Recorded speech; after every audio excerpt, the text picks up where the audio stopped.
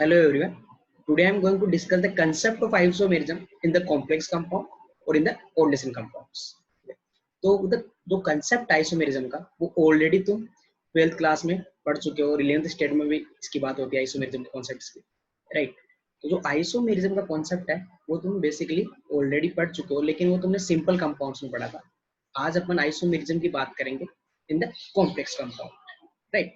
तो आइसोमेरिज्म देखने से पहले अपन पहले देखते हैं what are the isomers, right। तो बेटा आइसोमर्स वो कंपाउंड होते हैं जिनका मोलिकुलर फॉर्मूला सेम होता है। आइसोमर्स वो होते हैं जिनका मोलिकुलर फॉर्मूला सेम होता है, बट उनमें जो एटम्स का अरेंजमेंट होता है।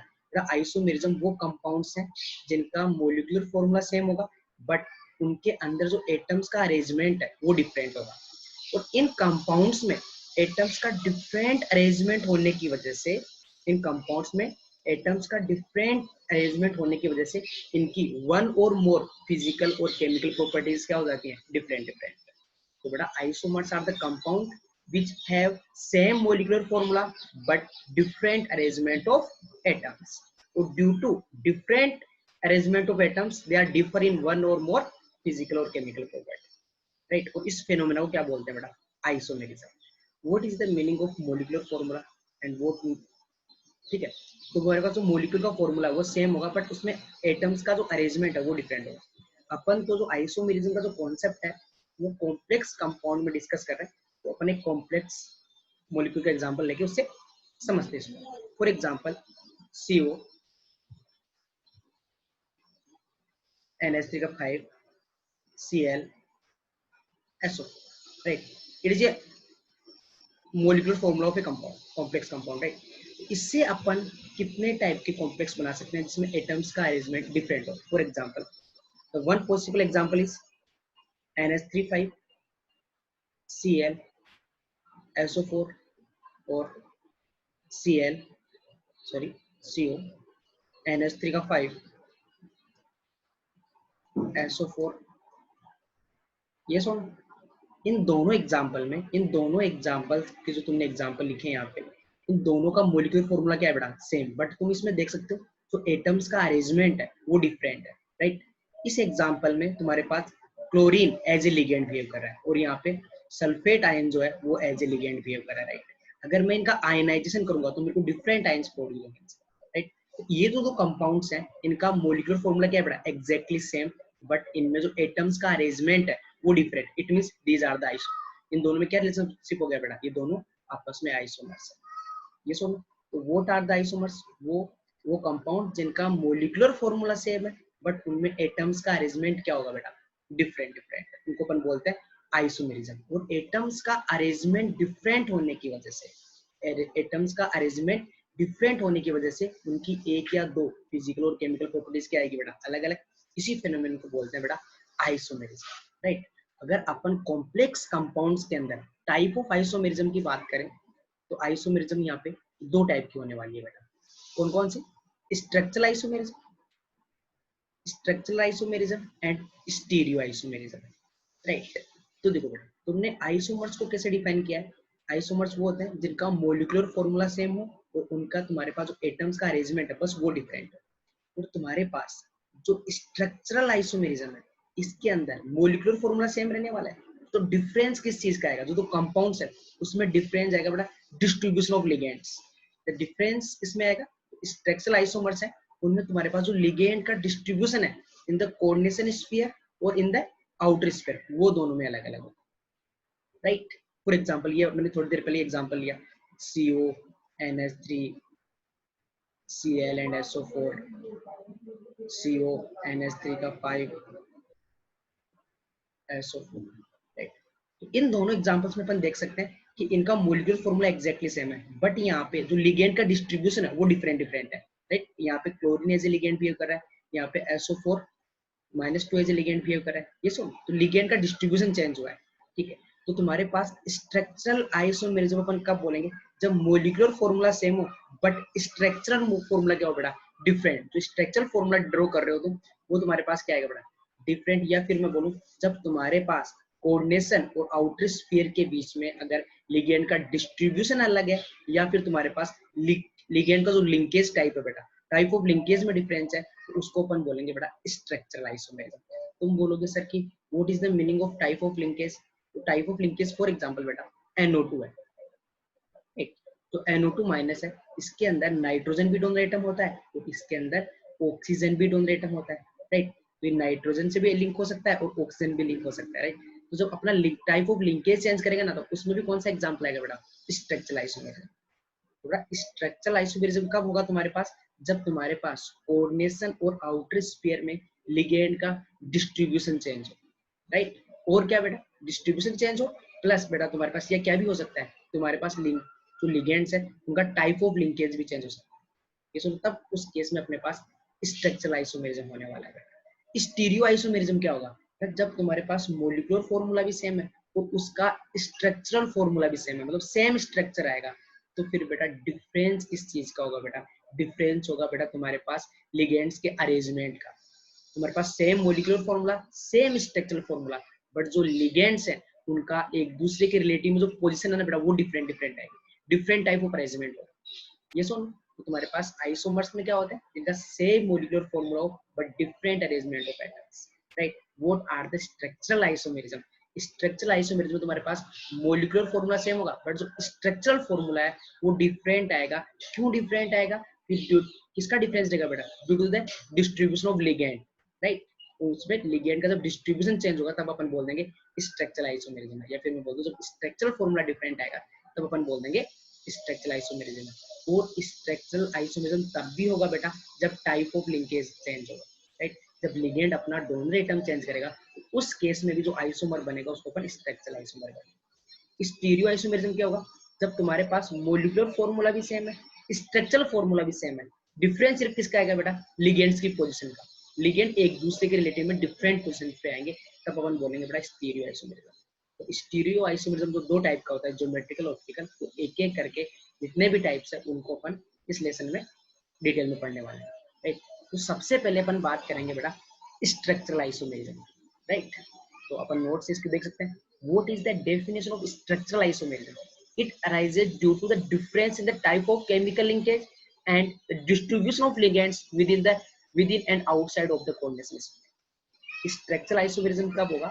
जब तुम्हारे पास लिगेंड के तो डिस्ट्रीब्यूशन में चेंज आए या फिर टाइप ऑफ लिंकेज में चेंज आए। इसको अपन तो इसके टाइप्स ऑफ स्ट्रक्चरल आइसोमेरिज्म उससे बहुत अच्छे से समझ सकते हैं बेटा, राइट। या फिर डायरेक्टली तुम बोल सकते हो जो तुम्हारे पास स्ट्रक्चरल आइसोमेरिज्म है उसमें कंपाउंड का स्ट्रक्चरल जो फॉर्मूला वो डिफरेंट आएगा बेटा। सबसे पहला स्ट्रक्चरल आइसोमेरिज्म का जो सबसे पहला एग्जांपल है वो है आयनाइजेशन आइसोमेरिज्म। बेटा तुम्हारे पास आयनाइजेशन आइसोमेरिज्म नाम से ही क्लियर है बेटा, समथिंग आयनाइजेशन। बेटा आयनाइजेशन आइसोमेरिज्म तुम्हारे पास तब आएगा जब तुम्हारे पास कोऑर्डिनेशन स्फीयर और आउटर स्फीयर के बीच में आयंस का एक्सचेंज हो, राइट। तो फॉर्मूला चेंज होगा ना, अपने आप स्ट्रक्चरल फॉर्मूला चेंज हो जाएगा। अगर तुम्हारे पास जो दो कंपाउंड है अगर उनके बीच में कोऑर्डिनेशन स्फीयर और आउटर स्फीयर के बीच में अगर आयंस का एक्सचेंज हो रहा है तो उस टाइम में अपन बोलेंगे बेटा आयनाइजेशन आइसोमेरिज्म। और बेटा आयंस का एक्सचेंज हो रहा है मतलब डिफरेंट आयंस प्रोड्यूस करेंगे दोनों आइसोमर्स, राइट। एग्जांपल देखो बेटा, ये तुम्हारे पास एक कंपाउंड का मोलिकुलर फॉर्मूला गिवन है, राइट। इससे अपन तुम्हें पता है इससे दो फॉर्मूले स्ट्रक्चरल फॉर्मूले अपन बना सकते हैं। NH3 5SO4, यहाँ पे SO4 as a ligand behave कर रहा है और यहाँ पे Br as a ligand behave कर रहा है, राइट। तो देखो बेटा यहाँ पे इन दोनों कंपाउंड्स में अगर बात करूं तो देखो कोऑर्डिनेशन स्फीयर के बीच में किसका एक्सचेंज हो रहा है बेटा? आयंस का। एक बार Br माइनस अंदर चला गया, राइट, Br माइनस अंदर गया और SO4 माइनस में आया। तो आउटर स्फीयर और कोऑर्डिनेशन स्फीयर के बीच में आयंस का एक्सचेंज हुआ, that's why it is an example of ionization isomerism, right. Ionize करवा के देखो बेटा अलग अलग आयंस देंगे, या तो कौन सा आयन आएगा? Br माइनस प्लस इसको एक कॉम्प्लेक्स पॉजिटिव आयन है, यहाँ पे क्या बेटा इस पे +2 चार्ज एंड SO4 -2 चार्ज। तो जो आयनाइजेशन आइसोमर्स है वो डिफरेंट आयंस प्रोड्यूस करते हैं, राइट। तो बेटा तुम्हारे पास जो आयनाइजेशन आइसोमेरिज्म है वो कभी होगा जब तुम्हारे पास कोऑर्डिनेशन स्फीयर और आउटर स्फीयर के बीच में आयंस का एक्सचेंज हो, राइट। जैसे Br और SO4 का एक्सचेंज हो गया, Br माइनस अंदर चला गया और SO4 माइनस बाहर आ गया। तो ये तुम्हारे पास कौन सा स्फीयर बोलते हैं इस पार्ट को अपन? आउटर स्फीयर या आयनाइजेशन स्फीयर। जो तुम्हारे पास ये स्क्वायर ब्रैकेट में पार्ट लिखा है इसको अपन क्या बोलते हैं? Coordination sphere. तो इनके बीच में आयंस का एक्सचेंज हुआ है, Br माइनस अंदर गया है, SO4 माइनस 2 बाहर आया है, that's why it is example of ionization isomerism, right. Next example देखो, ये देखो यहाँ पे तुम ध्यान से देखो इस पार्ट को, यहाँ पे क्या हो रहा है, तो यहाँ पे Cl2Br, तो अपने को पूछा कि इन दोनों के बीच में कौन सी आइसोमरिज्म है। अपन देखेंगे बेटा कि यहाँ पे Br2 अंदर जा रहा है और Cl2 बाहर आ रहा है, Br2 अंदर जा रहा है और Cl2 बाहर आ रहा है, राइट। बेटा आयंस का एक्सचेंज हुआ है, ये सुनो, आउटर स्फीयर और कोऑर्डिनेट स्फीयर के बीच में आयंस का एक्सचेंज हुआ है, तो it is also example of ionization isomerism. आसानी से देख सकते हो डिफरेंट आयंस प्रोड्यूस करेंगे। Similarly in this example, right, NO3 minus बाहर आया और SO4 माइनस अंदर गया। बेटा ध्यान से देखना, तो आयंस का एक्सचेंज किसके बीच में हो रहा है, outer sphere and coordination sphere, ये पॉइंट नोट कर लें। तो आयनाइजेशन आइसोमेरिज्म किसका पार्ट है, स्ट्रक्चरल आइसोमेरिज्म का। तो ऑब्वियसली बात है, तुम्हारे पास जो आइसोमर्स है उनका स्ट्रक्चरल फॉर्मूला डिफरेंट होने वाला है, तो ये तो होगा तुम्हारे पास इसका example structural isomerism, structural formula different आएगा। अभी अपने को बात करनी है किसकी, आयनाइजेशन कब बोलेंगे, आयनाइजेशन स्ट्रक्चरल आइसोमेरिज्म कब होगा, जब तुम्हारे पास आउटर स्फीयर और कोऑर्डिनेशन स्फीयर के बीच में अगर आयंस का एक्सचेंज हो रहा है, उस केस में तुम्हारे पास कौन सा स्पीकर आएगा बेटा, आयनाइजेशन आइसोमेरिज्म, राइट। इन एग्जांपल से अपन इजीली समझ सकते हैं। ये आउटर स्फीयर, एक कोऑर्डिनेशन स्फीयर, यहाँ पे किसका एक्सचेंज हुआ बेटा, Br माइनस SO4 माइनस 2 का, यहाँ पे Br एंड Cl का, यहाँ पे SO4 एंड NO3। तो आई होप आयनाइजेशन आइसोमेरिज्म सबको क्लियर है। नेक्स्ट अपन बात करते हैं बेटा हाइड्रेट आइसोमेरिज्म। हाइड्रेट आइसोमेरिज्म का मतलब क्या है बेटा, तुम्हारे पास हाइड्रेट आइसोमेरिज्म तब होगी जब तुम्हारे पास आउटर स्फीयर और तुम्हारे पास कोऑर्डिनेशन स्फीयर में वाटर मॉलिक्यूल का एक्सचेंज है। कैसे होगी बेटा, तुम्हारे पास हाइड्रेट आइसोमेरिज्म तभी आएगी जब तुम्हारे पास आउटर स्फीयर और तुम्हारे पास जो कोऑर्डिनेशन स्फीयर है उसके बीच में वाटर मॉलिक्यूल का अगर एक्सचेंज हो रहा है ना, तब होगी हाइड्रेट आइसोमेरिज्म। और इनडायरेक्टली मैं क्या बोल सकता हूँ, अगर तुम्हारे पास जो कोऑर्डिनेशन स्फीयर है उसमें नंबर ऑफ वाटर मॉलिक्यूल्स अगर चेंज हो रहा है, तो अपन डायरेक्टली बोल देंगे हाइड्रेट आइसोमेरिज्म। ध्यान से सुनना बेटा, मैंने क्या बोला, हाइड्रेट आइसोमेरिज्म तभी होगा जब आउटर स्फीयर और कोऑर्डिनेशन स्फीयर के बीच में वाटर मॉलिक्यूल्स का एक्सचेंज हो, मतलब बाहर से कोई अदर मॉलिक्यूल आएगा और वाटर मॉलिक्यूल बाहर जाएगा, दोनों का एक्सचेंज हो रहा है ना बेटा, ये सुन। तो बाहर से कोई मॉलिक्यूल अंदर आएगा, वाटर मॉलिक्यूल को बाहर भेजेगा, राइट। तो अंदर जो कोऑर्डिनेशन स्फीयर के जो वाटर मॉलिक्यूल्स अंदर है वो क्या हो जाएंगे बेटा, चेंज हो जाएंगे। तो इसको अपन क्या बोलेंगे, हाइड्रेशन आइसोमेरिज्म। कैसे होगा देखते हैं, ध्यान से इसको समझते हैं। फॉर एग्जाम्पल, एक एग्जाम्पल लेते हैं अपन, CO H2 का 6 Cl, ये एग्जाम्पल है। और तुम्हें इसका एक आइसोमर में बना के दे दूं, H2 का 5 Cl Cl2 dot H2, right. तो और एक और आइसोमर बना दो अगर मैं इसका, CO H2 का 4 Cl2 dot Cl dot 2H2, right. तो तुम्हें बोल दूं कि इनमें कौन सा आइसोमेर, तुम ध्यान से देखोगे कि आउटर स्फीयर और आयनाइजेशन, तुम्हारे पास कोऑर्डिनेशन स्फीयर, उनके बीच में कुछ एक्सचेंज हो रहा है, राइट।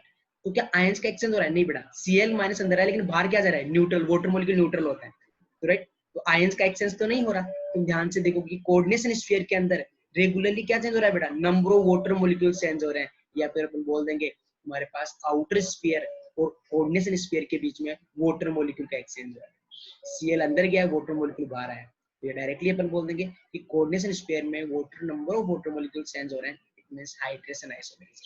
ये कैसे जनरेट कैसे होती है, arises due to the exchange of water molecules between the coordination and तुम्हारे पास आयनाइजेशन स्फीयर। ये सुनो, आई होप तुम्हारे हाइड्रेशन आइसोमेरिज्म क्लियर। डायरेक्टली अपन बोल सकते हैं देखिए कि अगर कोऑर्डिनेशन स्फीयर में नंबर ऑफ वाटर मॉलिक्यूल्स अगर चेंज हो रहा है, तो पक्की बात है बेटा कौन सा आइसोमेरिज्म होने वाला है, हाइड्रेट आइसोमेरिज्म। अगर नोट से इसको कवर करते हैं, देखो hydrate isomerism, the isomerism in which different number of water molecules are present inside the coordination sphere, right. और तुम्हारे पास कोऑर्डिनेशन स्फीयर में अगर different number of water molecules present है, देन अपन डायरेक्टली बोल देंगे कि हाइड्रेट आइसोमेरिज्म, ओके। लेकिन अगर तुम्हारे पास जो different number of water molecules आ रहे हैं, वो क्यों आ रहे हैं, due to the exchange of water molecules between the coordination outer sphere. इस एग्जांपल से आसानी से समझ सकते हैं कि आउटर स्फीयर और कोऑर्डिनेशन स्फीयर के बीच में वाटर मॉलिक्यूल का एक्सचेंज हुआ है, वाटर मॉलिक्यूल्स आउटर स्फीयर में आ रहे हैं और तुम्हारे पास Cl कोऑर्डिनेशन स्फीयर में जा रहा है। एक ध्यान से सुन लेना बेटा, ये आयनाइजेशन आइसोमेरिज्म बिल्कुल भी नहीं हो सकती, क्योंकि दो आयंस का एक्सचेंज नहीं हो रहा है। Cl अंदर जा रहा है तो H2 बाहर आ रहा है, वो एक न्यूट्रल मॉलिक्यूल है। एक तो आयंस का एक्सचेंज नहीं हुआ है, वाटर मॉलिक्यूल का एक्सचेंज हुआ है। That's why it is known as hydrate isomerism, right? Okay,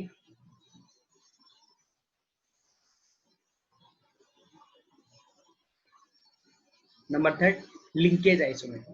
तो स्ट्रक्चरल आइसोमेरिज्म के दो पार्ट अपन ने पढ़ लिए, ionization isomerism and hydrate isomerism. Ionization क्या था बेटा? जब कोऑर्डिनेशन स्फीयर और आउटर स्फीयर के बीच में अगर आयंस का एक्सचेंज होता है, देन आयनाइजेशन आइसोमेरिज्म, राइट? और तुम्हारे पास हाइड्रेट आइसोमेरिज्म कब होगा? जब तुम्हारे पास अगर कोऑर्डिनेशन स्फीयर के अंदर number of water molecule change हो रहे हैं, तो अपन बोल देंगे ये दोनों आपस में क्या है? Hydrate isomerism, isomers, right? ऐसा होगा कब? जब तुम्हारे पास कोऑर्डिनेशन स्फीयर और जो तुम्हारे पास आयनाइजेशन स्फीयर, उन दोनों के बीच में वाटर मॉलिक्यूल का एक्सचेंज होगा। लिंकेज आइसोमेरिज्म बेटा, लिंकेज बहुत आसान होता है लिंकेज आइसोमेरिज्म को आइडेंटिफाई करना बेटा। लिंकेज नाम से क्लियर है बेटा, जब भी तुम लिंकेज आइसोमेरिज्म, अपने माइंड में एक पॉइंट नोट कर लो, लिंकेज आइसोमेरिज्म का मतलब है लिंकेज चेंज होगा। और कौन सा लिगेंड ऐसा है जो अपना लिंकेज चेंज कर सकता है? Ambidentate ligand, right? Ambidentate ligand वो लिगेंड्स होते हैं जिनके पास दो डोनर होता है, दो डोनर एटम होता है, बट एक टाइम पे उनमें से एक ही डेटिव बॉन्ड बन सकता है। ध्यान से सुनना बेटा, एम्बिडेंट लिगेंड वो लिगेंड्स होते हैं जिनके पास दो डोनर एटम होते हैं, बट दोनों साइमल्टेनियसली कोऑर्डिनेट बॉन्ड नहीं बना सकते। Only one of them can form coordinate bond, right? For example thiocyanate ion, HCl, इसमें नाइट्रोजन भी डोनर एटम है और सल्फर भी डोनर एटम है। या तो सल्फर डेटिव बॉन्ड बनाएगा या फिर नाइट्रोजन डेटिव बॉन्ड बनाएगा, एक टाइम पे दोनों एक साथ नहीं बना सकते। तो बेटा लिंकेज आइसोमेरिज्म तब आएगा जब तुम्हारे पास एक कॉम्प्लेक्स में, तो तुम्हारे पास कॉम्प्लेक्स है, उसमें लिंकेज आइसोमेरिज्म तभी आएगा अगर उसमें एम्बिडेंट लिगेंड अवेलेबल है। और लिंकेज आइसोमर्स कैसे फॉर्म करोगे बेटा? जब लिगेंड अपना डोनर एटम चेंज करेगा। फॉर एग्जांपल थायोसाइनेट था, पहले वाले एग्जांपल में सल्फर डोनर एटम है, दूसरे में नाइट्रोजन डोनर एटम, तो दोनों क्या हो जाएगा? लिगेंड ने अपना लिंकेज, जैसे लिंक था वो सेंटर एटम के साथ, वो चेंज किया है। It is example of linkage isomerism, right? उसका डेफिनेशन हम ध्यान से पढ़ते हैं। This type of isomerism arises when the ligand attached to the central metal ion of a complex in different ways। जब तुम्हारे पास जो ligand है वो मेटल के साथ डिफरेंट टाइप से बाइंड होता है, और वो कैसे बाइंड होगा बेटा? जब वो अपना डोनर एटम चेंज करेगा। This type of isomerism observed in the complex compound which contains ambident ligand, right? Which contains ambident ligand. And what are the example of ambident ligands? NO2 minus, इसमें oxygen भी दोनों atom की तरह behave कर सकता है और nitrogen भी, थायोसाइनेट, साइनाइड आयन। ये सुनो, तो देखो इन दोनों में अपने को बताना है कि इन दोनों के बीच में कौन से आइसोमेरिज्म है। तुम ध्यान से देखोगे कि दोनों में वाटर मॉलिक्यूल्स तो है नहीं, तो हाइड्रेट तो हो ही नहीं सकता। क्या आयंस का एक्सचेंज हुआ है? नो, कोई आयंस का एक्सचेंज नहीं हुआ है, तो आयनाइजेशन आइसोमेरिज्म भी नहीं हो सकता। फिर अपन आएंगे लिंकेज पे। देखो क्या एम्बिडेंट लिगेंड अवेलेबल है? यस, एम्बिडेंट लिगेंड अवेलेबल है।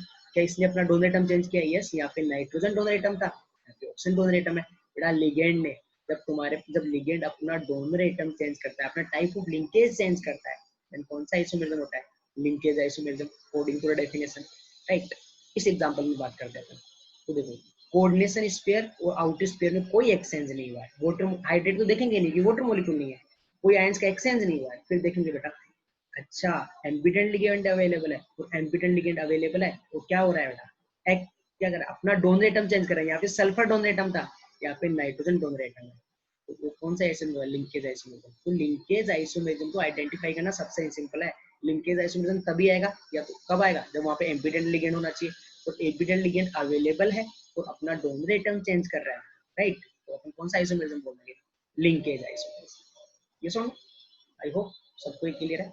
अब अपन बात करते हैं coordination isomerism. What is the coordination isomerism? तो देखो भाई, सबसे पहली कंडीशन, कोऑर्डिनेशन आइसोमेरिज्म तुम्हारे पास उसी कॉम्प्लेक्स कंपाउंड में आएगा। कोऑर्डिनेशन आइसोमेरिज्म उसी कॉम्प्लेक्स कंपाउंड में आएगा जिसके अंदर both cation and anion are the complex and. बेटा जो कॉम्प्लेक्स कंपाउंड है उसका केटायनिक और आयनिक पार्ट दोनों ही कॉम्प्लेक्स आयन होना चाहिए। जैसे ऊपर वाली कंडीशन नहीं थी कि लिंकेज आइसोमेरिज्म तभी आएगा जब एम्बिडेंट लिगेंड अवेलेबल है और वो लिगेंड अपना डोनर एटम चेंज करना चाहिए। हाइड्रेट आइसोमेरिज्म कभी आएगा जब water as a ligand available है, ये सुन। और तुम्हारे पास आयनिक आइसोमेरिज्म कब आएगा जब तुम्हारे पास आयंस का एक्सचेंज हो कोऑर्डिनेशन। तो हर एक आइसोमेरिज्म के लिए कुछ कंडीशंस है। उसी टाइप से कोऑर्डिनेशन आइसोमेरिज्म को तो आइडेंटिफाई करना और भी सिंपल होगा कि कोऑर्डिनेशन आइसोमेरिज्म तो हम तभी चेक करने जाएंगे जब both cationic and anionic part of the complex है, राइट। तो तब तुम्हारे पास अगर केटायनिक और एनायनिक दो एक कॉम्प्लेक्स कंपाउंड के अगर केटायनिक और एनायनिक दोनों पार्ट अगर कॉम्प्लेक्स आयंस है तब अपन चेक करेंगे कोऑर्डिनेशन आइसोमेरिज्म है। तो बेटा कोऑर्डिनेशन आइसोमर्स कभी होगा जब तुम्हारे पास जो दोनों केटायन और एनायन कॉम्प्लेक्स होना चाहिए और उन दोनों के बीच में बेटा लिगेंड्स का आपस में एक्सचेंज होना चाहिए। तो ध्यान से सुनना बेटा, डेफिनेशन देखो इसका, when both cation and anion are the complex ion then the isomerism may be caused by the interchange of ligands between the cationic and anionic part. Example समझते हैं। तो देखो ये वाला जो कॉम्प्लेक्स है, ये वाला जो कॉम्प्लेक्स है, इसके अंदर केटायन और एनायन दोनों ही क्या है बेटा कॉम्प्लेक्स। जैसे इस पे कितना चार्ज आएगा -2, इस पे +2, राइट। तो दोनों केटायनिक भी जो केटायन है वो भी कॉम्प्लेक्स है, एनायन है वो भी कॉम्प्लेक्स है, हो गया दोनों। तो ये तो पहली कंडीशन थी कोऑर्डिनेशन की, क्या इनके बीच में लिगेंड्स का एक्सचेंज हो रहा है। तो कोऑर्डिनेशन आइसोमेरिज्म के लिए अपने पास केटायनिक और एनायनिक पार्ट जो कॉम्प्लेक्स कंपाउंड है वो दोनों ही कैसे होने चाहिए कॉम्प्लेक्स आयन होने चाहिए। और अब अगर उनके बीच में लिगेंड का एक्सचेंज हो रहा है तो अपन बोलेंगे कोऑर्डिनेशन आइसोमेरिज्म। तो देखो यहाँ पे NH3 पीटी के साथ Cl4 थे। अब इसके साथ जो एग्जांपल है इसका आइसोमर देखो कैसे बना है, एक NH3 इधर आ गया एक Cl इधर आ गया। बेटा तुम्हारे पास both cationic and anionic part are the complex ions, तो उनके बीच में लिगेंड्स का आपस में एक्सचेंज हो रहा है, तो it is example of coordination isomerism. ये सुनो देख लो ध्यान से, केटायनिक और एनायनिक पार्ट दोनों क्या है कॉम्प्लेक्स है और उनके बीच में क्या लिगेंड का एक्सचेंज हुआ है। यस, एक NH3 इसके इस कॉम्प्लेक्स में गया है तो ये तुम्हारे पास Cl इधर आ गया है, तो लिगेंड का एक्सचेंज हुआ है, that's why it is example of coordination isomerism, right. ये देखो तुम्हारे पास एग्जांपल देखो, तो यहाँ पे इस पे कितना चार्ज आ जाएगा -3, इस पे +3 चार्ज, राइट। आई होप ये चार्ज कैसे निकालूं सबको क्लियर है कि देखो क्रोमियम, जो क्रोमियम कोऑर्डिनेशन नंबर 6 शो करता है इन +3 ऑक्सीजन स्टेट, राइट। क्रोमियम का इधर भी कोऑर्डिनेशन में कितना है तुम्हारे पास 6 है, और +3 ऑक्सीजन स्टेट लाने के लिए +3 ऑक्सीजन स्टेट लाने के लिए इसमें कितना चार्ज होना चाहिए -3। तो यहाँ पे केटायन और एनायन दोनों कॉम्प्लेक्स है, राइट। इनके बीच में लिगेंड हो रहा है, यस हो रहा है। देखो बेटा पूरे 6 के 6 लिगेंड इधर आ गए, इसके 6 के 6 इधर चले गए, तो देखो CrNH3 6 हो गया और COCN6 हो गया। तो कोऑर्डिनेशन तुम्हारे पास आइसोमेरिज्म हो जाएगा ना यहाँ पे, both cation and anion are the complex and उनके बीच में अगर लिगेंड का एक्सचेंज हो रहा है तो कोऑर्डिनेशन आइसोमेरिज्म। इस order okay. The coordination position isomerism ये जनरली कॉमन आइसोमेरिज्म नहीं है, राइट। ये एनसीईआरटी का एग्जांपल नहीं है, बट फिर भी मैंने एग्जाम में पूछ लेता है कई बार, इसलिए डाला है।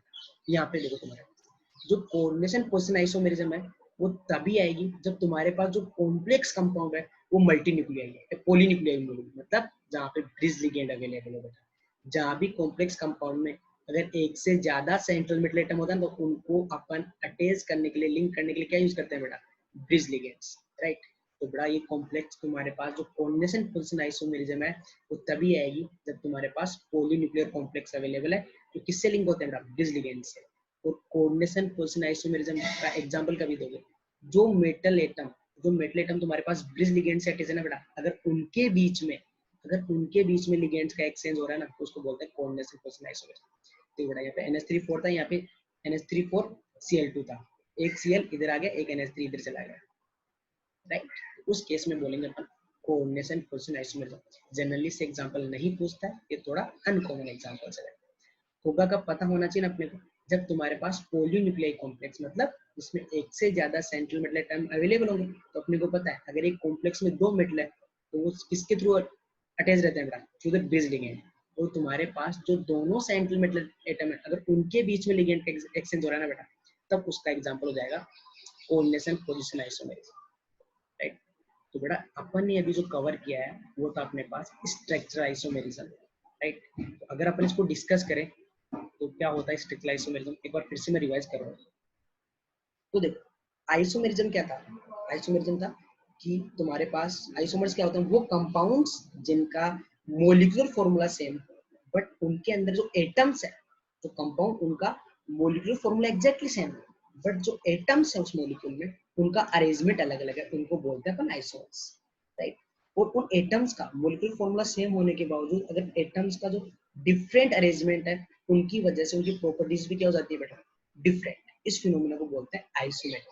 उसको अपन ने दो कैटेगरी में डिवाइड किया था, एक स्ट्रक्चरल आइसोमेरिज्म और एक हमारे पास स्टीरियो आइसोमेरिज्म। तो अभी अपन ने जो डिस्कस किया वो था स्ट्रक्चरल आइसोमेरिज्म, राइट। तो जो स्ट्रक्चरल आइसोमेरिज्म है उसके अंदर तुम्हारे पास जो स्ट्रक्चर है वो क्या आएगा बेटा, डिफरेंट डिफरेंट आएगा, राइट। जो स्ट्रक्चरल आइसोमर्स हैं उसके अंदर क्या होगा, molecular formula exactly same but structural formula क्या होगा, डिफरेंट। या फिर मैं बोलूं तुम्हारे पास कोऑर्डिनेशन स्फीयर और आउटर स्फीयर के बीच में लिगेंड का जो डिस्ट्रीब्यूशन है वो डिफरेंट होगा, या फिर तुम्हारे पास जो लिगेंड्स है उनका जो लिंकेज टाइप है वो अलग अलग होगा। तो बेटा स्ट्रक्चरल आइसोमेरिज्म में तुम्हें जो स्ट्रक्चरल फॉर्मूला है वो डिफरेंट मिलेगा, और डिफरेंट क्यों होगा, due to the different distribution of ligands between the coordination और आउटर स्फीयर। और किसकी वजह से हो सकता है बेटा, और due to the type of linkage change होगा, जिसका एग्जांपल पढ़ा था अपने लिंकेज आइसोमेरिज्म। ये सुनो, तो स्ट्रक्चरल आइसोमेरिज्म का फर्स्ट टाइप है आयनाइजेशन आइसोमेरिज्म। आयनाइजेशन आइसोमेरिज्म कभी होगा, जब तुम्हारे पास, तुम ध्यान से नोट कर लेना, जो तुम्हारे पास जो दो एग्जांपल्स गिवन है अगर उनके बीच में आयंस का एक्सचेंज हो रहा है, कोऑर्डिनेशन स्फीयर और आउटर स्फीयर के बीच में अगर आयन का एक्सचेंज हुआ है ना, डायरेक्टली अपन टिक मार देंगे ये वो आयनाइजेशन आइसोमेरिज्म हुआ, तो आयनाइजेशन आइसोमर्स है। एग्जाम में क्वेश्चन कैसा आएगा, तुम्हें आइसोमर्स एग्जांपल्स गिवन होंगे, चार ऑप्शन बोलेगा, which of the following is the shows the ionization isomerism, इनमें से कौन सा आयनाइज इसका आयनाइजेशन आइसोमर है, ये ऐसे क्वेश्चंस आएंगे। तो अपन क्या देख लेंगे, अगर तुम्हारे पास जिस एग्जांपल में कोऑर्डिनेशन स्फीयर और आउटर स्फीयर के बीच में अगर आयंस का एक्सचेंज हो रहा है वो अपने पास आयनाइजेशन आइसोमर्स है, राइट। और अगर कोऑर्डिनेशन स्फीयर और आउटर स्फीयर के बीच में अगर वाटर मॉलिक्यूल का एक्सचेंज हो रहा है बेटा, तब अपन क्या बोल देंगे उसको, हाइड्रेट आइसोमर, राइट। या फिर दो दो एग्जांपल्स के होंगे, which of the following is the hydrate isomer, तो अपन क्या देखेंगे कि अगर कोऑर्डिनेशन स्फीयर में नंबर ऑफ वाटर मॉलिक्यूल्स में डिफरेंस आ रहा है, it is example of hydration isomers. ये सुन, दोनों के लिए बहुत सिंपल सिंपल कंडीशन है, अगर आउटर और आयनाइजेशन, आउटर और कोऑर्डिनेशन स्फीयर के अंदर अगर आयंस का एक्सचेंज हुआ है तभी होगा आयनाइजेशन आइसोमर, जिसका एग्जांपल अपने पास ये गिवन है। यहाँ पे SO4 और Br- का एक्सचेंज हुआ, यहाँ पे Br- Cl- का एक्सचेंज हुआ, यहाँ पे SO4- 2 NO3- का एक्सचेंज हुआ। तो अगर आउटर और कोऑर्डिनेशन पेयर में आयन का exchange, then ionization isomerism. Hydrate isomerism देखने का सिंपल सा तरीका है, अगर तुम्हारे पास जो दो एग्जांपल्स गिवन हो, तुम्हें पूछा है कि क्या ये हाइड्रेट आइसोमर्स है, अपन सिंपली चेक करेंगे क्या कोऑर्डिनेशन स्फीयर में number of water molecules change हो रहे हैं, अगर चेंज हो रहे हैं तो ये हाइड्रेट आइसोमर्स। तो हाइड्रेट आइसोमर्स होता क्यों है, वो number of water molecules different क्यों है, क्योंकि आउटर स्फीयर और कोऑर्डिनेशन स्फीयर के बीच में वाटर मॉलिक्यूल किसी के साथ एक्सचेंज हो गया है, बाहर से कोई अंदर आ गया होगा, अंदर से वाटर मॉलिक्यूल बाहर गया है। तो जब भी तुम्हें दो एग्जांपल दे दे और बोल दे क्या ये हाइड्रेट आइसोमर्स हैं, डायरेक्टली क्या चेक करेंगे, कोऑर्डिनेशन स्फीयर में अगर वाटर मॉलिक्यूल चेंज हो रहा है तो हाइड्रेट आइसोमर्स है, वरना नहीं। लिंकेज आइसोमेरिज्म में तो अपने को डाउट ही नहीं होना चाहिए। जब भी लिंकेज आइसोमेरिज्म कभी आएगा, लिंकेज आइसोमेरिज्म में किसी का कोई एक्सचेंज नहीं होता है, ये तभी आएगा जब तुम्हारे पास कॉम्प्लेक्स कंपाउंड में एक एम्बिडेंटेड लिगेंड प्रेजेंट हो, और उसके अंदर जो एम्बिडेंट लिगेंड है अगर वो अपना डोनर एटम एक्सचेंज कर रहा है बेटा, उसको बोलेंगे अपन लिंकेज आइसोमेरिज्म। अगर तुम्हें दो एग्जांपल गिवन है और तुम्हें बोल दे क्या ये लिंकेज आइसोमेरिज्म है, तो तुम्हें लिंकेज आइसोमेरिज्म कहीं पे चेक करनी है, तो सबसे पहले अपन देखेंगे कि वहां पे एम्बिडेंट लिगेंड प्रेजेंट होना चाहिए। उसके बाद देखेंगे अगर एम्बिडेंट लिगेंड ने अपना डोनर एटम चेंज किया है तो वहां पे लिंकेज आइसोमेरिज्म है। अगर कोऑर्डिनेशन आइसोमेरिज्म की बात करूं, अगर कोऑर्डिनेशन आइसोमेरिज्म की बात करूं, वो कभी आएगा, कोऑर्डिनेशन आइसोमेरिज्म तभी आएगा जब तुम्हारे पास जो कैटायनिक और एनायनिक पार्ट है कॉम्प्लेक्स के, वो दोनों कैसे होने चाहिए बेटा, जो कैटायनिक और जो एनायनिक पार्ट है दोनों ही कॉम्प्लेक्स आयन होने चाहिए, और उन दोनों कैटायनिक और एनायनिक पार्ट दोनों कॉम्प्लेक्स है। और अगर उनके बीच में लिगेंड का एक्सचेंज हो रहा है, तो कोई भी किसी भी लिगेंड का एक्सचेंज हो, अगर कैटायनिक और एनायनिक पार्ट दोनों कॉम्प्लेक्स है और अगर उनके बीच में लिगेंड का एक्सचेंज हो रहा है, तो वहां पर जाएगी कोऑर्डिनेशन आइसोमेरिज्म। फॉर एग्जांपल देखो बेटा, इन दोनों एग्जांपल में कैटायनिक और एनायनिक पार्ट दोनों कॉम्प्लेक्स है, और यहाँ पे देखो एक NH3Cl से एक्सचेंज हो गया है, यहाँ पे पूरे जितने NH3 6 NH3 मौजूद है पूरे के पूरे Cn- से एक्सचेंज हो गए, राइट। तो कोऑर्डिनेशन आइसोमेरिज्म। और कोऑर्डिनेशन पोजीशन आइसोमेरिज्म तो बहुत ही सिंपल है, ये कभी आएगा जब तुम्हारे पास कोऑर्डिनेशन पोजीशन आइसोमेरिज्म होने के लिए तुम्हारे पास ब्रिज लिगेंड होना चाहिए, और ब्रिज लिगेंड है मतलब एक ही कॉम्प्लेक्स में दो सेंट्रल मेटल एटम अवेलेबल है जो कि ब्रिज लिगेंड से अटैच्ड है। तो उन दोनों मेटल्स एटम के बीच में अगर लिगेंड का एक्सचेंज हो रहा है तो उसको बोलते हैं कोऑर्डिनेशन पोजीशन आइसोमेरिज्म। ये सब ओके, आई होप। तो स्पेक्युलर आइसोमेरिज्म वो सबको क्लियर है। Now I am going to discuss the stereo isomerism, right. ये और भी सिंपल है, इसमें बिल्कुल अगर ध्यान से समझोगे तो बिल्कुल इजीली समझ में आ जाएगा तुमको। ओके, तो स्टीरियो आइसोमेरिज्म, स्ट्रक्चरल आइसोमेरिज्म में क्या था बेटा, स्ट्रक्चरल जो फॉर्मूला था फाइनली वो डिफरेंट डिफरेंट आ रहा था। जो फॉर्मूला अपने पास वो अपने को डिफरेंट मिलेगा। बट अगर स्टीरियो आइसोमेरिज्म में बात करूँ ना बेटा, तो स्टीरियो आइसोमेरिज्म में तुम्हारे पास same molecular formula, same structural formula, even the IUPAC name is same, but the different but ligands have different arrangement around the central metal in the 3D space। तो बेटा स्टीरियो आइसोमेरिज्म तुम्हारे पास तब होगा तो तुम्हारे पास मॉलिक्यूलर फॉर्मूला भी same, structural formula भी same, but ligand का जो अरेंजमेंट है, जो पोजीशन एक दूसरे के रिलेटिव में वो डिफरेंट आने वाली है बेटा। एग्जांपल इसको समझते हैं। फॉर एग्जांपल तुम्हारे पास एक केस है CO NH3 तुम्हारे पास दूसरा एग्जांपल है ना, जो दूसरा एग्जांपल है उसका भी यही फॉर्मूला है CO NH3 तो अपन बोल देंगे कि ये तो यहाँ पे स्ट्रक्चरल आइसोमेरिज्म तो हो ही नहीं सकती, सेम स्ट्रक्चरल फॉर्मूला है, राइट। तो यहाँ पे बेटा कौन सी आइसोमेरिज्म पॉसिबल है, स्टीरियो आइसोमेरिज्म, ठीक है। तो उसमें तुम्हारे पास मॉलिक्यूलर फॉर्मूला भी सेम है। अगर अपने पास स्ट्रक्चर फॉर्मूला अलग हुआ तभी तो अपन स्ट्रक्चरल आइसोमेरिज्म बोलेंगे ना। तो अगर यहाँ पे स्ट्रक्चरल फॉर्मूला सेम है देन कौन सी आइसोमेरिज्म हो सकती है बेटा तुम्हारे पास, स्टीरियो आइसोमेरिज्म। और स्टीरियो आइसोमेरिज्म अगर तुम्हारे पास कभी होगा बेटा, स्टीरियो आइसोमेरिज्म में तुम्हारे पास same number of ligands, coordination sphere में जो लिगेंड्स है ना वो एग्जैक्टली जो आइसोमर्स है उनमें कोऑर्डिनेशन स्पेयर में सेम लिगेंड अवेलेबल रहेंगे, लिगेंड के डिस्ट्रीब्यूशन में कोई चेंज नहीं रहेगा। तो फिर डिफरेंस किस चीज का आएगा बेटा, तो डिफरेंस किस चीज का आएगा वही यहाँ पे इंपॉर्टेंट है। जो कोऑर्डिनेशन स्फीयर है ध्यान से सुनना, उसके बीच में बिल्कुल, तो तुम्हारे पास जो स्टीरियो आइसोमेरिज्म है ना उसमें कोऑर्डिनेशन स्फीयर में जो लिगेंड्स उनमें कोई चेंज नहीं आएगा, एग्जैक्टली वही लिगेंड्स रहेंगे। तुम्हारे पास लिंकेज में भी कोई चेंज नहीं आएगा। बड़ा ध्यान से ना, स्टीरियो आइसोमेरिज्म में सिर्फ लिगेंड की रिलेटिव पोजीशन का डिफरेंट होता है। तो ये दोनों का स्ट्रक्चरल फॉर्मूला सेम है, स्ट्रक्चरल आइसोमेरिज्म यहाँ पे पॉसिबल ही नहीं है। तो यहाँ पे बेटा क्या लिगेंड का डिफरेंट अरेंजमेंट पॉसिबल है, हाँ यस पॉसिबल है। देखो तुम्हारे पास दिस दो एग्जांपल्स है दोनों, इनका ज्योमेट्री कैसा होगा, कोऑर्डिनेशन नंबर कितना है इनका, कोऑर्डिनेशन नंबर 4 है। और बेटा अगर इनका हाइब्रिडाइजेशन निकालेंगे अपन तो अपने पास आएगा DsP2, राइट। DsP2 हाइब्रिडाइजेशन मतलब स्क्वायर प्लेनर कॉम्प्लेक्स। तो कैसे हो सकता है तुम्हारे पास स्क्वायर प्लेनर में NH3 and these two Cl, तो क्या बोले CO NH3 Cl। इन दोनों में डिफरेंस क्या है, दो लिगेंड सेम है, लिगेंड्स का लिंकेज सेम है, लिगेंड भी सेम है मतलब डिस्ट्रीब्यूशन ऑफ लिगेंड सेम है, और तुम्हारे पास लिगेंड का लिंकेज भी सेम है, तो स्ट्रक्चर तो पॉसिबल हो नहीं सकता। स्ट्रक्चरल फॉर्मूला भी सेम है। डिफरेंस किसका है बेटा, ध्यान से देखो, अरेंजमेंट ऑफ लिगेंड्स का। यहाँ पे दोनों जो NH3 मॉलिक्यूल्स हैं NH2 मॉलिक्यूल्स उनके बीच में कितना एंगल है बेटा, 90 डिग्री। इस वाले केस में देखो बेटा 180 डिग्री। लिगेंड्स अपनी रिलेटिव पोजीशन चेंज करेंगे। तो 3D में अगर लिगेंड सेम है, सब कुछ सेम है, स्ट्रक्चरल फॉर्मूला सेम है, नंबर ऑफ लिगेंड सेम है, लिगेंड का लिंकेज सेम है, बट अगर 3D में लिगेंड्स की अगर रिलेटिव पोजीशन चेंज आ रही है देन होगा तुम्हारे पास बेटा स्टीरियो आइसोमेरिज्म, राइट। तो स्टीरियो आइसोमेरिज्म में लिगेंड क्या करते हैं, 3D में डिफरेंट पोजीशंस ऑक्यूपाई करते हैं, सेम लिगेंड्स रहने वाले। ये सुनो, स्टीरियो आइसोमेरिज्म में 2 टाइप का होता है बेटा, ज्योमेट्रिकल एंड ऑप्टिकल। 1 बाय 1 करके अपन एक एक को डिस्कस करते हैं बेटा। तो अगर नोट्स इसकी डेफिनेशन कवर करते हैं तो the compounds which contain same ligand in the coordination sphere, ligands में कोई चेंज नहीं आएगा, but differ in the way that these ligands are arranged in 3D space। Same ligands होंगे, सेम लिंकेज होगा, but उनका अरेंजमेंट क्या होगा बेटा, डिफरेंट डिफरेंट होगा। तब बोलेंगे अपन स्टीरियो आइसोमेरिज्म। स्टीरियो आइसोमेरिज्म में same molecular formula, same structural formula, structural formula भी एग्जैक्ट सेम आने वाला है, बट किसका डिफरेंट रहेगा बेटा, लिगेंड्स की पोजीशंस का डिफरेंस है। एक दूसरे के रिलेटिव में पोजीशंस क्या आएंगे बेटा, अलग अलग।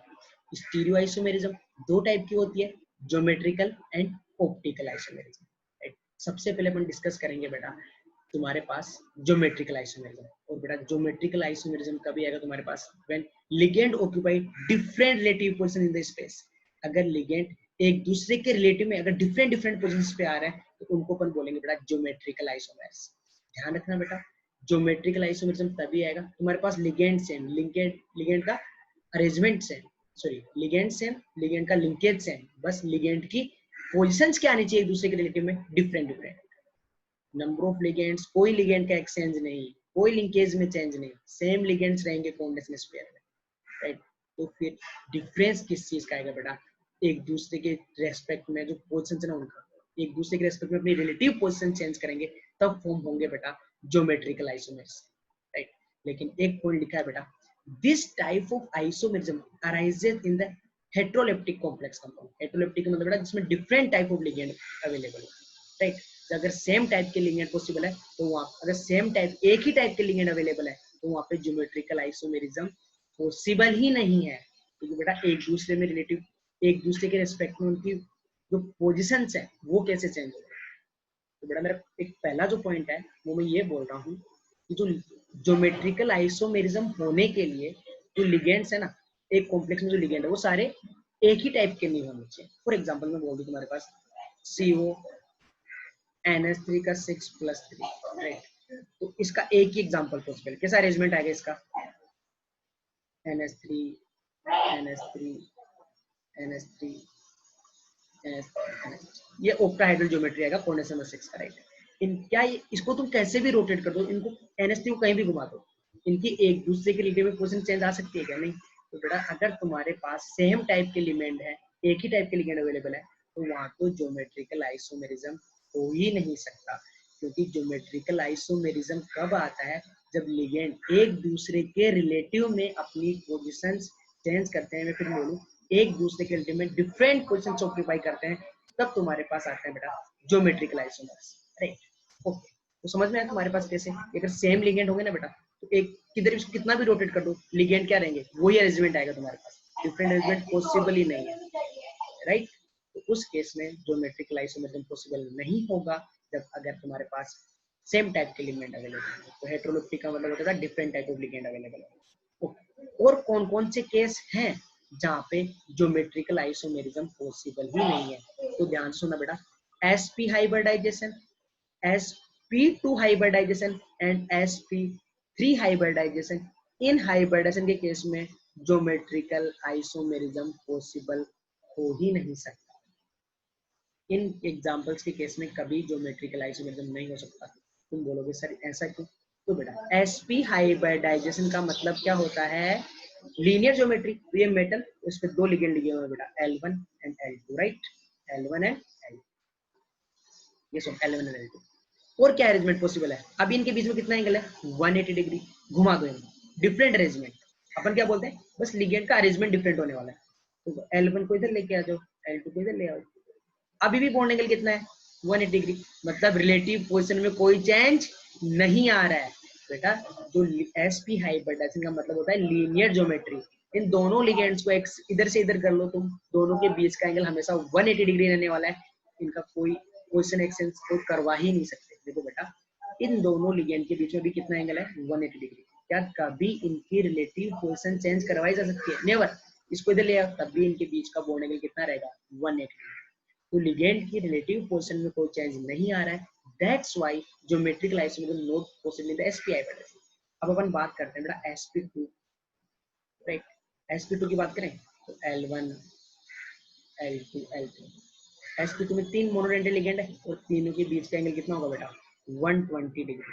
तुम बोलोगे सर यहाँ तो रिलेटिव पोजीशन डिफरेंट हो सकती है, नेवर बेटा, रोटेट करो, क्या क्या पॉसिबल है, इसको घुमा दो ऐसे, L1 यहाँ आ जाएगा, यहाँ पे L2 आ जाएगा, L3, देखो ना बेटा यहाँ पे L1 और L2 में कितना एंगल था 120 डिग्री, L2 L3 में कितना था 120 डिग्री, L3 L1 में कितना था 120, यहाँ पे देखो ना ध्यान से, यहाँ पे L1 L2 में 120 डिग्री था, यहाँ पे देखो ना अभी 120 डिग्री है, L2 L3 में अभी भी 120 डिग्री है, L3 L1 में अभी भी 120 डिग्री, राइट।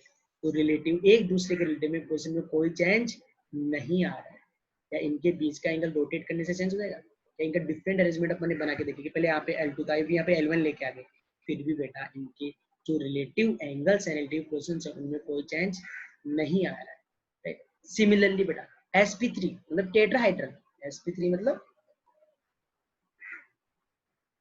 तुम्हारे पास tetrahedral, all the bond angles are equal, all the bond angles are equal 109 degree 28 minutes, right. तो यहाँ पे L1, L2, L3, L4 सारे बॉन्ड एंगल 109 डिग्री के हैं, 109 डिग्री 28 मिनट्स। इसको कितना भी रोटेट कर लो बेटा, सब लिगेंड्स के बीच में जो रिलेटिव एंगल है वो 104 डिग्री 109 डिग्री 28 मिनट्स रहने वाला है। तो बेटा जो टेट्राहाइड्रल जो ज्योमेट्री वाले जो कॉम्प्लेक्स कंपाउंड है उनमें कभी भी जो टेट्राहाइड्रल ज्योमेट्री वाले लिगेंड्स हैं उनमें कभी भी ज्योमेट्रिकल आइसोमेरिज्म नहीं हो सकता, क्योंकि बेटा उसमें तुम्हारे पास जो लिगेंड्स हैं उनकी एक दूसरे के जो रिलेटिव में पोजीशंस है वो हमेशा क्या आती है बेटा, सेम। तो बेटा अपने पास एग्जांपल कौन से बचे जहाँ पे तुम्हारे पास तुम्हें ज्योमेट्रिकल आइसोमेरिज्म मिलेगी, स्क्वायर प्लेनर मतलब DsP2 हाइब्रिडाइजेशन एंड बेटा क्या sp3d2 हाइब्रिडाइजेशन। मतलब अपन ज्योमेट्रिकल आइसोमेरिज्म कहाँ देखेंगे बेटा, कहाँ पे पॉसिबल है, स्क्वायर प्लेनर में और ऑक्टाहाइड्रल कॉम्प्लेक्स में। ना तो लीनियर में पॉसिबल है, ना रेगुलर प्लेयर में पॉसिबल है, ना ही टेट्राहाइड्रल में पॉसिबल है। तुम्हारे पास DsP2 मतलब स्क्वायर प्लेनर और ऑक्टाहाइड्रल में बेटा बहुत कॉमन होती है ज्योमेट्रिकल आइसोमेरिज्म। तो अपन ज्योमेट्रिकल आइसोमेरिज्म की डिटेल स्टडी करेंगे इन केस ऑफ DsP2 मतलब square planar complex and in the octahedral complex. I think तुम्हें क्लियर है कि किस केस में ज्योमेट्रिकल आइसोमेरिज्म आएगा और किस केस में नहीं आएगा बेटा। तो देखो इसकी डेफिनेशन अपन कवर करें नोट से। इन this type of isomerism arises in the heteroleptic complex due to the different geometrical arrangement of ligands। और लिगेंड्स का अरेंजमेंट डिफरेंट है, इट मींस वो एक दूसरे के रिलेटिव में डिफरेंट पोजीशंस ऑक्यूपाई कर रहे हैं। GI मतलब geometrical isomerism is not possible in the linear compounds, right. क्यों बेटा, इन दोनों को तुम कितना ही रोटेट कर लो एक दूसरे से रिलेटिव एक दूसरे के रिस्पेक्ट में की पोजीशन चेंज नहीं होने वाली है। अभी बॉन्ड एंगल 120 है, रोटेट करने के बाद भी 120 रहेगा। इस ट्राइगोनल प्लेनर में भी बेटा तीनों के बीच का एंगल 120 डिग्री है, इनको रोटेट करने के बाद जो रिलेटिव पोजीशन है वो चेंज हो ही नहीं सकती, राइट। टेट्राहाइड्रल में भी तुम्हारे पास रिलेटिव पोजीशन चेंज नहीं हो सकती। तो तुम्हारे पास बेटा टेट्राहाइड्रल और स्क्वायर प्लेनर का दोनों का कोऑर्डिनेशन नंबर 4 ही होता है। जब अंदर वाला डी इन्वॉल्व होता है अपन बोलते हैं DsP2, ये अपन VBT में ऑलरेडी स्टडी कर चुके हैं, राइट। तो तुम्हारे पास जो ज्योमेट्रिकल आइसोमेरिज्म है वो स्क्वायर प्लेनर कॉम्प्लेक्स और ऑक्टाहाइड्रल कॉम्प्लेक्स में ही होगी। अब तुम्हारे पास ज्योमेट्रिकल आइसोमेरिज्म स्क्वायर प्लेनर में कैसे होती है और ऑक्टाहाइड्रल में कैसे होती है उसको अपन एक एक करके डिस्कस करते हैं, राइट। तो सबसे पहले हम बात करते हैं स्क्वायर प्लेनर कॉम्प्लेक्स में, और अपन साथ साथ ये भी देखते जाएंगे बेटा कि तुम्हारे पास कितने ज्योमेट्रिकल आइसोमर्स बनेंगे। देखो बेटा मैं जनरल फॉर्मेट लेके जो कॉम्प्लेक्स कंपाउंड है उनका जनरल फॉर्मेट लेके यहाँ पे एग्जांपल डिस्कस कर रहा हूँ। अगर तुम्हें फॉर्मेट जो है वो समझ में आ गया तो तुम्हारा आइसोमेरिज्म का कोई भी क्वेश्चन रॉन्ग नहीं होगा। तो अभी वाला जो पार्ट है वो जे एडवांस के पॉइंट ऑफ व्यू से काफी इंपॉर्टेंट है। तो स्ट्रक्चरल आइसोमेरिज्म उससे नीट में पूछता है, जेएमएस में पूछता है, लेकिन geometrical and optical isomerism very important for the JEE advance, not for NEET and AIIMS, right. तो देखो बेटा अभी अपने को पता है कि जो ज्योमेट्रिकल आइसोमेरिज्म है वो स्क्वायर प्लेनर और ऑक्टाहाइड्रल कॉम्प्लेक्स में होगा, राइट। तो अभी अपन डिस्कस करेंगे बेटा स्क्वायर प्लेनर में कॉम्प्लेक्स। कौन से प्लेनर बेटा, स्क्वायर प्लेनर कॉम्प्लेक्स में अपन डिस्कस कर रहे हैं कि ज्योमेट्रिकल आइसोमेरिज्म कब कब आएगा। तो पहला फॉर्मूला ले लिया बेटा मैंने, स्क्वायर प्लेनर मतलब कोऑर्डिनेशन कितना हो गया बेटा 4 ना, तो 4 मोनोडेंटेड लिगेंड आएंगे। तो Ma4 एम क्या है तुम्हारे पास बेटा सेंट्रल मेटल एटम, और एक किसको डिनोट कर रहा है बेटा, एक मोनोडेंटेड लिगेंड को। Ma4 मतलब सारे लिगेंड आइडेंटिकल है बेटा। अरे सारे लिगेंड अगर आइडेंटिकल हो गए तो क्या ज्योमेट्रिकल आइसोमेरिज्म पॉसिबल है? नहीं, क्योंकि देखो स्क्वायर प्लेनर ऐसे बनेगा बेटा,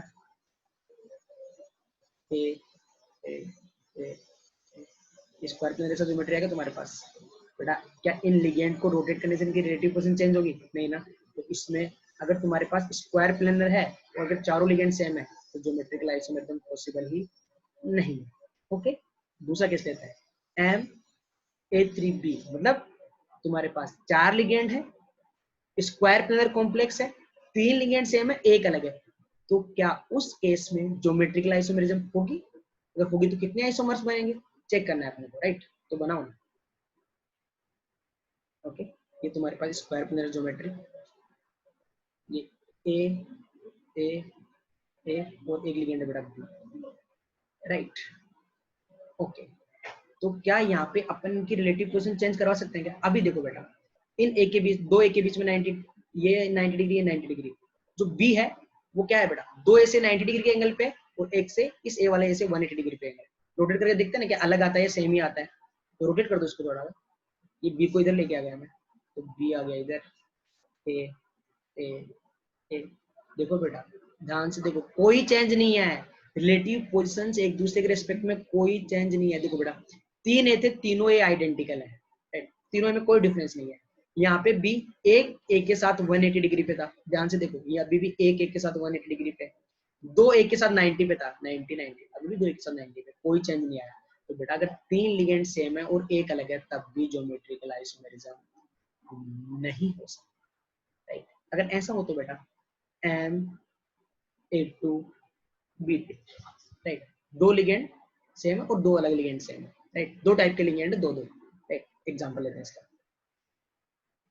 एम बनाओ ना बेटा, कैसे स्क्वायर प्लेनर से बनेगा, ए ए बी बी, एक ज्योमेट्री, ये अरेंजमेंट तुम्हारे पास ये हो गया, सी अरेंजमेंट है। ओके, अभी इसको घुमा दो थोड़ा सा आगे कर दो, और क्या पॉसिबल है बेटा, देखो अभी ए और ए के बीच में क्या एंगल है बेटा, 90 डिग्री, लेकिन अगर इस ए को मैं यहाँ पे लेके आ जाऊँ तो एंगल कितना हो जाएगा, 180 डिग्री। बेटा देखो रिलेटिव पोजीशन चेंज हो गई, पहले दोनों एक दूसरे से 90 डिग्री के एंगल पे हैं, और अगर ए को मैं यहाँ लेके आ जाता हूँ बेटा, देखो ध्यान से, अगर ए को मैं यहाँ, एक ए यहाँ था फिर यहाँ था, इसको मैं यहाँ लेके आ जाऊँ बी, और बी को यहाँ लेके आ जाऊँ, तो ध्यान से देखो ना, तुम ध्यान से देखना बेटा, यहाँ पे इन दोनों के बीच में 90 डिग्री का एंगल, राइट, वही लिगेंड है, उसी टाइप से बाइंड है, बट अगर इनकी पोजीशंस घुमा दी तो देखो ना बेटा, रिलेटिव पोजीशंस अलग आ रही है, 180 डिग्री हो गया, पहले 90 था, पहले बी के बीच में 90 था, 180 डिग्री हो गया, तो तुम्हारे पास ये अलग अरेंजमेंट है। तो देखो बेटा, ligand same, ligand same, ligand का लिंकेज से किसका डिफरेंस आ रहा है बेटा, एक दूसरे के रेस्पेक्ट में अपनी पोजीशन चेंज कर रहे हैं, these are the geometrical isomers बेटा, राइट। इसको बोलते हैं बेटा सिस। आई थिंक सिस और ट्रांस तुम्हें पता है, तुम ऑलरेडी 11th क्लास में स्टडी कर चुके हो, दोनों सेम सेम डायरेक्शन में बेटा, सिस अपोजिट डायरेक्शन 180 का एंगल, ट्रांस, ये दोनों ट्रांस। बेटा पहला तुम्हारे पास एग्जांपल क्या है, Ma2B2, जब तुम्हारे पास स्क्वायर प्लेनर कॉम्प्लेक्स हो, Ma2B2 के दो ज्योमेट्रिकल आइसोमरिज्म बनेंगे बेटा, सिस एंड ट्रांस। आई थिंक सबको ये क्लियर है, राइट? ओके, और एग्जांपल लेते हैं बेटा, Ma2BC, टोटल लिगेंड कितने बेटा, 4, कंडीशन नंबर 4 है, और अपन कौन सी आइसोमरिज्म डिस्कस कर रहे हैं बेटा, जो स्टीरियो आइसोमरिज्म ज्योमेट्रिकल टाइप, और कौन सी कॉम्प्लेक्स में, स्क्वायर प्लेनर में। तो कैसे क्या क्या क्या पॉसिबल है बेटा, एक बार तो एक को सिस कर दो, दोनों सेम डायरेक्शन में, ए ये जगह बी एंड सी, और क्या पॉसिबल है बताओ बेटा, अभी एक को ट्रांस कर देते हैं ना 180 पे, यहाँ पे 90 था 180 पे कर दिया, राइट। देखो तुम्हारे पास ये क्या हो जाएगा, बी एंड सी।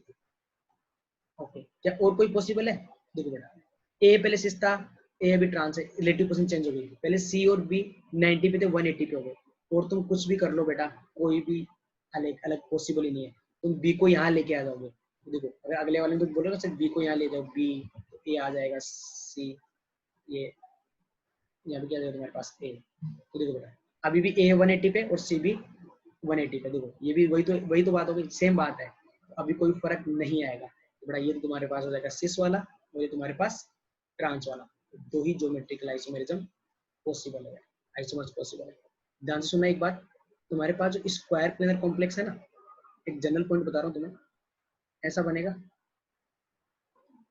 ये L1 ligand 1, ligand 2, ligand 3 and ligand 4, right बेटा। ध्यान से सुनो, तुम्हारे पास ट्रांस पोजीशंस कौन कौन सी है बेटा, 1 and 3 and 2 and 4, identical transpositions, identical transposition, मतलब बेटा अगर एक बार 1 और 3 पे आ रहा है और दूसरी बार 2 और 3 पे लाके तुम अलग नहीं बोल सकते, दोनों में यहाँ भी एंगल कितना है बेटा, 180 डिग्री, एंगल भी कितना है 180 डिग्री, दोनों आइडेंटिकल ट्रांसपोजिशंस है बेटा, राइट। अगर 1 2 पे आ रहा है, 1 2 पे आ रहा है, या 2 3 पे आ रहा है, या 3 4 पे आ रहा है, या 4 1 पे आ रहा है, these are the identical cis, same direction, ये भी सिस, ये भी सिस, ये भी सिस और ये भी सिस, ये सारे आइडेंटिकल है। या तो यहाँ पे दोनों को रख दो, जैसे मान लो ये था तुम्हारे पास Ma2B2, राइट, तो मैं ऐसे भी कर सकता हूँ A A B B, ये भी सिस है, देखो तो बेटा अगर मैं ऐसे कर दूं ना ए बी बी, क्योंकि बेटा 1 2 और 2 3 तो आइडेंटिकल होते हैं ना बेटा, ध्यान सुनना बेटा। अगर यहाँ पे दोनों आ रहे हैं तब भी उनके बीच का एंगल 90 है, यहाँ आ रहे हैं तब भी उनके बीच का एंगल 90 है, यहाँ आ रहे हैं तब भी 90, यहाँ आ रहे हैं तब भी 90 है। तो ये 4 1 पे है या 1 2 पे है, कोई फर्क नहीं पड़ता। 1 2 2 3 4 5 and 4 1 are the identical cis position बेटा। ये भी क्या है, ये दोनों सेम ही अरेंजमेंट है, कोई अलग कोई डिफरेंस नहीं है दोनों में। देखो बेटा यहाँ पे भी ए और ए के बीच में 90 डिग्री का एंगल, यहाँ पे ए और ए के बीच में 90 का एंगल, बी में 90, यहाँ पे बी में 90, ए और बी में 180, यहाँ भी ए और बी में 180, कोई डिफरेंस नहीं है बेटा, राइट। तो ध्यान से ये आइडेंटिकल तुम्हारे पास ये जो 4 पोजिशन है ना आइडेंटिकल सिस, और तुम यहाँ पे देखो बेटा अगर देखो ट्रांस बनाते हो तो ऐसे कर दो ए ए बी, ऐसा नहीं कि यहाँ पे अगर ए यहाँ पे आए बेटा तो भी 180 है, ए यहाँ पे है तो भी 180, this two are the identical transpositions in case of square planar complex बेटा। तो ध्यान से देखना बेटा, geometrical isomerism not possible in the tetrahedral complex, but however it is very common in the square planar complex. So square planar complex कब बनता है बेटा, जब अपने पास हाइब्रिडाइजेशन क्या होता है DsP2 हाइब्रिडाइजेशन, राइट। देखो 1 2 पे है या 2 3 पे है या 4 3 पे है 4 1 पे है, एंगल हमेशा बीच का 90 रहने वाला है। तो these are the identical cis positions, and 1 2 and 2 4 जिनके बीच में एंगल कितना है बेटा 180 डिग्री, आर द आइडेंटिकल ट्रांसपोजिशंस। अगर तुम 4 2 पे रख रहे हो तो जो ट्रांस बना है ना बेटा 1 और 3 पे रखने पे वही ट्रांस बनेगा, कोई डिफरेंस नहीं आने वाला है। ये केस अपन ने अभी डिस्कस किए, अगर चारों लिगेंड सेम है तब भी ज्योमेट्रिकल आइसोमेरिज्म नहीं आएगा स्क्वायर प्लेन में, तो एक लिगेंड अलग है 3 सेम है तब भी ज्योमेट्रिकल आइसोमेरिज्म नहीं आएगा। बट अगर ये ऐसा केस है M A2B2, समझ में बेटा M A2B2 का मतलब क्या है, इसका मतलब समझते हो तुम?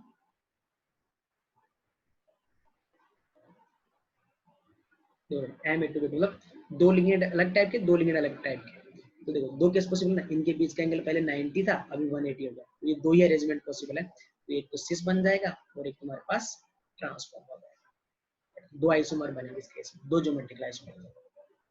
ओके ये देखो बेटा, जब तुम्हारे पास चार लिगेंड है, चार लिगेंड पॉसिबल है ना, चार मोनो कोऑर्डिनेशन नंबर 4 होता है स्क्वायर प्लेनर के केस में, तो वहाँ पे चार मोनोडेंटल लिगेंड पॉसिबल है, ए बी सी डी चारों अलग अलग है। तब तुम्हारे पास कितने ज्योमेट्रिकल आइसोमर्स बनेंगे, देखो बेटा ये पहला बनाया तुमने ए बी सी डी, तो देखो यहाँ पे कौन ट्रांस पे था, ए और सी ट्रांस पे है, राइट, अपोजिट है, फिर किसको ले लो ए बी को कर दो फिर ए डी को कर दो, राइट। ये तो कर सकते हैं ना बेटा, डिफरेंट अलग अलग। ध्यान रखना बेटा चार लिगेंड है चारों ही अलग अलग है, ओके। तो अपने लिख दिया ए बी सी डी, ये सब। अभी अपने को देख कितने डिफरेंट और पॉसिबल है, यहाँ पे देखो बेटा 180 पे कौन है, ए और सी ट्रांस पे है, फिर ए और बी को कर दिया, फिर ए और डी को कर दिया, तो कितने आइसोमर्स पॉसिबल है बेटा, 3 आइसोमर्स। तो अगर तुम्हारे पास चार लिगेंड है चारों ही अलग है तो कितने आइसोमर्स आएंगे, 3 आइसोमर्स, ज्योमेट्री तुम्हारे सामने है।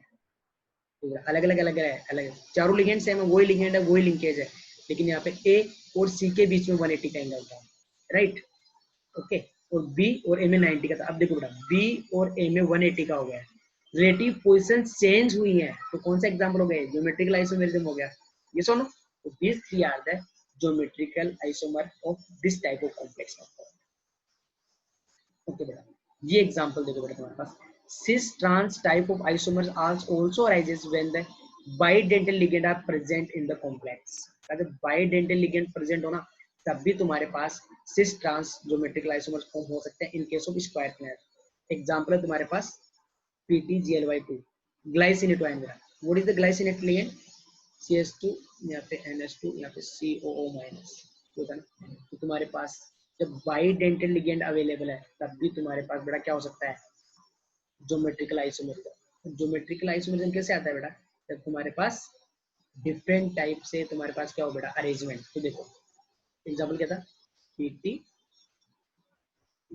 का ट्वाइस, ये एग्जांपल था बेटा। ग्लाइसिनेट आयन कैसे बाइंड होगा,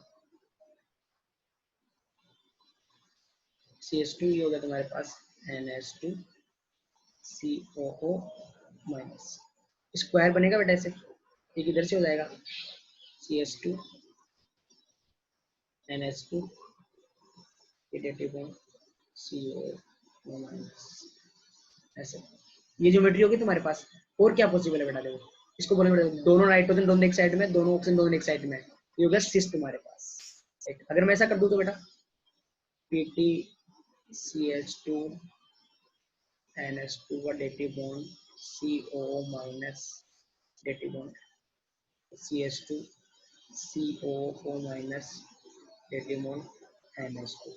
ध्यान से देखो ना बेटा, यहाँ पे दो नाइट्रोजन दोनों एटम्स के बीच में कितना एंगल था 90 का, अभी कितना हो गया 180 का। फिर कौन सा फॉर्म आएगा ट्रांसफॉर्म, राइट। तो अगर बाइडेंटल लिगेंड अवेलेबल है, लेकिन बाइडेंटल लिगेंड कैसे होना चाहिए देखो बेटा, दोनों डोनर एटम अलग अलग है, राइट। मतलब सिमेट्रिकल बाइडेंटल लिगेंड नहीं है ये, सुनो।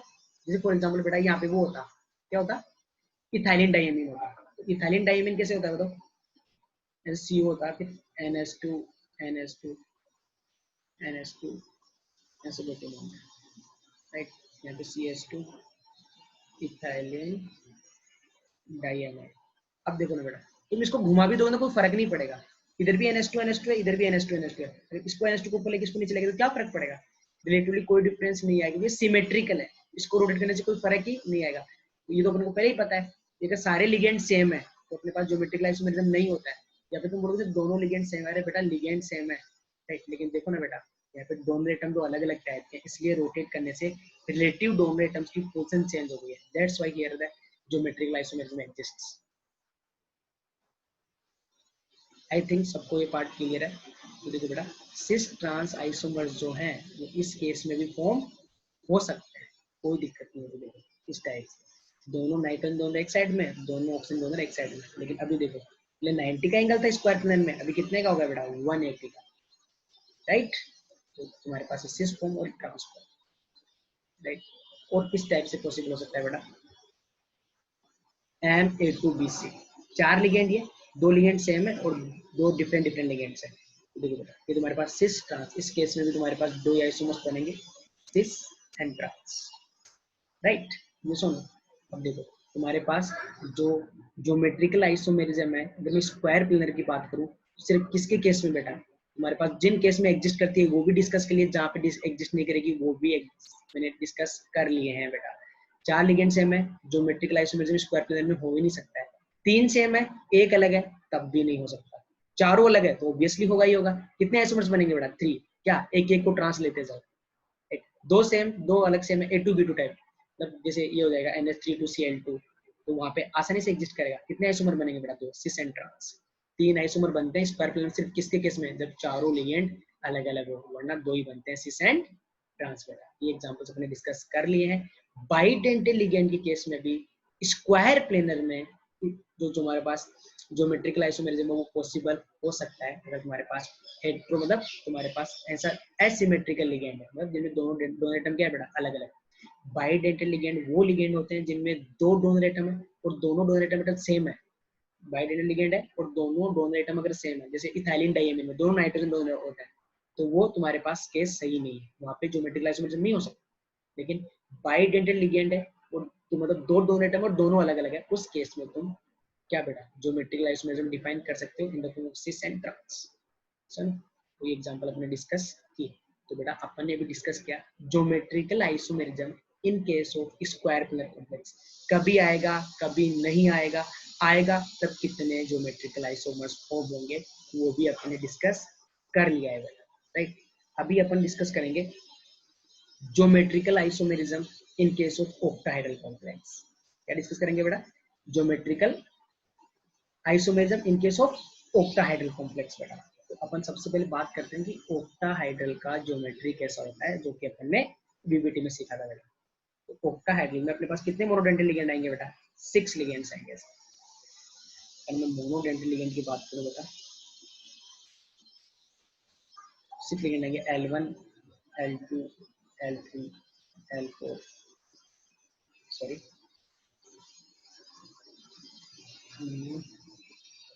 L1 L2 L3, यहाँ पे आएगा बेटा L4 L5 L6। तो बोलोगे सर ये L6 यहाँ क्यों लिखा है बेटा, सबको पता है ये तुम्हारे पास क्या है स्क्वायर, जो कि पूरा एक प्लेन में है, ये पूरा स्क्वायर एक प्लेन में होता है, ये प्लेन के ऊपर की तरफ। फॉर एग्जांपल बेटा तुम्हारे पास ये राइटिंग पैड है, ये पूरा एक प्लेन में है, तो 4 लिगेंड इसमें, एक इस साइड है, एक इस साइड है, एक इस साइड है, एक इस साइड है, एक ऊपर की तरफ लिगेंड लगा हुआ है ऐसे, एक नीचे की तरफ लिगेंड लगा हुआ है ऐसे, ये सुनो। तो देखो ये चारों तो प्लेन में लिगेंड है और एक जो इसके ऊपर लगा हुआ है लिगेंड, इन चारों लिगेंड से कितने का एंगल बनाएगा बेटा 90 डिग्री का एंगल, मतलब इस प्लेन में जो 4 लिगेंड है, इस स्क्वायर में, इस स्क्वायर वाले प्लेन में जो 4 लिगेंड है बेटा, उनसे जो प्लेन के बाहर की तरफ लिगेंड है तो कितने के एंगल पे बढ़ा, प्लेन से बाहर की तरफ, प्लेन के परपेंडिकुलर बेटा 90 डिग्री के एंगल पे। तो एक प्लेन में जो 4 लिगेंड है कौन से बेटा, L2 L3 L4 L5, उससे L1 सबसे कितने के एंगल पे बेटा, 90 पे। और बेटा एक प्लेन में जो 4 लिगेंड है उनमें जो नीचे लिगेंड लगा हुआ बेटा वो भी सबसे कितने के एंगल पे, 90 डिग्री के एंगल, राइट। ये सुनो, तो ध्यान से सुनना बेटा, अपना जो एग्जांपल देखो उसमें तुम्हारे पास लिगेंड बने हुए हैं L1 L2 L3 L6 L5 and L4 and L5। तुम देख रहे हो बेटा L2 L3 L4 and L5 पूरे इस प्लेन में है, L1 प्लेन के परपेंडिकुलर बाहर की तरफ है। तो जो 4 स्क्वायर में जो लिगेंड लिखे हुए हैं तुम्हारे पास, जो एक प्लेन में सबसे 90 डिग्री एंगल बना रहा है, और L6 बेटा प्लेन के नीचे की तरफ इसके परपेंडिकुलर है, तो वो भी सबसे 90 डिग्री का एंगल बना रहा है, राइट। ओके, अब तुम ध्यान से देखो बेटा, L1 सबसे 90 का बना रहा है, L6 सबसे 90 का बना रहा है बेटा। ओके, तो बेटा तुम्हारे पास आइडेंटिकल पोजीशंस है। देखो बेटा L1 L2 और क्या बेटा L1 L3 सबके बीच में 90 का एंगल है ना बेटा, L1 L3 L1 L4 और क्या बेटा L1 L5, ये सारे 90 के। और कौन से 90 के बेटा, देखो L6 भी सबसे 90, L6 L3, या फिर मैं क्या बोलूं बेटा L6 L2 L6 L4 and L6 L5, ये सारे 90 के। और कौन से 90 के बेटा, देखो ये इन दोनों के बीच में 90, ये भी 90, ये भी 90 and L2 L5 L2 L3 L3 L4 and L4 L5, ये भी क्या बेटा 90 के एंगल है। 180 के कौन कौन से बेटा, तो ये आइडेंटिकल, ये जितनी भी पोजीशन है बेटा, तो 90 डिग्री के एंगल वाली जो पोजीशन है एक दूसरे के रिलेटिव में, एक दूसरे के रिलेटिव में जो 90 डिग्री के एंगल पे पोजीशन है ना, सारी आइडेंटिकल सिस पोजीशंस। तो अभी अपन बात करते हैं बेटा आइडेंटिकल ट्रांस पोजीशंस की। देखो बेटा ट्रांस का होता है 180 डिग्री, ये वाली एंड ये वाली। तो देखो बेटा 1 एंड 6 180 पे है, 2 एंड 4 3 एंड 5 आर द बेटा आइडेंटिकल ट्रांसपोजिशंस।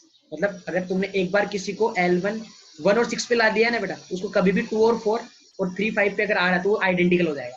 सुनना बेटा, अगर 1 और 6 पे रख दो दो एलिमेंट्स को, और 2 3 या 3 5 पे रख दो, एक ही बात है। मतलब इन तीनों में से कहीं पे भी अपने को एक जगह रखना है। डिफरेंट अरेंजमेंट सब बना के देखेंगे ना, तो अगर L1 L6 पे आ गया, फिर दोबारा तुम्हारे पास L2 L4 पे आ गया, मतलब सेम ही बात है। ये भी ट्रांसपोजिशन है और ये भी ट्रांसपोजिशन है। तो बेटा ओक्टाहाइड्रल में 3 ट्रांसपोजिशन है बेटा, कौन कौन सी, ये वाली और ये वाली, इनके बीच में 180 का एंगल है। बाकी सब कौन सी बेटा आइडेंटिकल सिस पोजीशन, मतलब तुम 1 और 2 पे रख दो, इन दोनों के बीच में 90 का एंगल है, और मैं रख दूं ए और दोबारा मैं यहाँ पे रख दूं, कोई फर्क नहीं है बेटा, उन दोनों के बीच में पहले भी एंगल 90 का था और अब भी एंगल 90 का ही है, राइट। तो बेटा ओक्टाहाइड्रल में तुम्हारे पास सिस और ट्रांस पोजीशंस की अपने बात की। आई होप तुम्हें ये समझ में आया है। तो देखो बेटा 1 and 6 2 and 4 and 5 and 3 are the identical transpositions. और तुम्हारे पास बाकी ये L1 प्लेन के बाहर की तरफ है, तो प्लेन में जो 4 लिगेंड है उनसे सबसे 90। L6 प्लेन के नीचे की तरफ है, जो प्लेन में जो 4 लिगेंड है उनसे 90, और इन लिगेंड का आपस में 90 degree angle, L2 L3 L3 L4 L4 and L5 L5 and 2, इन सबके बीच में इनको बोलते हैं identical cis positions and identical trans positions बेटा। ओके, एक एग्जांपल से इसको अपन समझ सकते हैं बेटा, राइट। तो देखो बेटा कैसे समझेंगे इसको अपन। तुम्हारे पास एक गिवन था Fe_NH3 का 4Cl2, राइट। क्या गिवन है, एग्जांपल अपने को गिवन है Fe_NH3 का 4Cl। क्या इसमें ज्योमेट्रिकल आइसोमेरिज्म पॉसिबल है, अपन देखेंगे।